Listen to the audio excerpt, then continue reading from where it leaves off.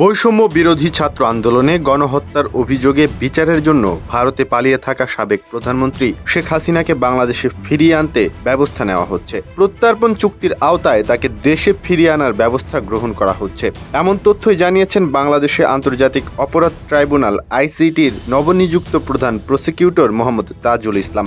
গত রোববার ঢাকার আইসিটি চত্বরে গণমাধ্যমকে তিনি একথা বলেন। সাংবাদিকদের তাজুল ইসলাম বলেন, পুনরায় কাজ শুরু করার পর গণহত্যা ও মানবতা বিরোধী অপরাধের মামলায় শেখ হাসিনা সহ পলাতক আসামিদের বিরুদ্ধে গ্রেফতারি পরোয়ানা জারির জন্য আমরা আন্তর্জাতিক অপরাধ ট্রাইব্যুনালে আবেদন করব।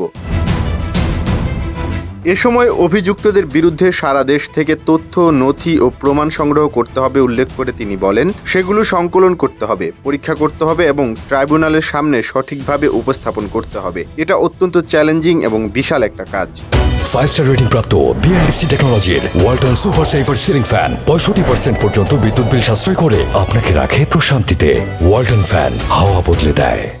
আন্তর্জাতিক অপরাধ ট্রাইব্যুনাল এবং এর তদন্ত দলকে নতুন বিচারক ও তদন্তকারী নিয়োগের মাধ্যমে পুনর্গঠন করতে হবে বলেও উল্লেখ করেন আইসিটির নবনিযুক্ত প্রধান প্রসিকিউটর। তিনি বলেন, কারণ আগের বিচারক, প্রসিকিউশন টিম এবং বিগত সরকারের নিযুক্ত তদন্ত সংস্থা দেশে অন্তর্বর্তীকালীন সরকার গঠনের পর পদত্যাগ করেছে।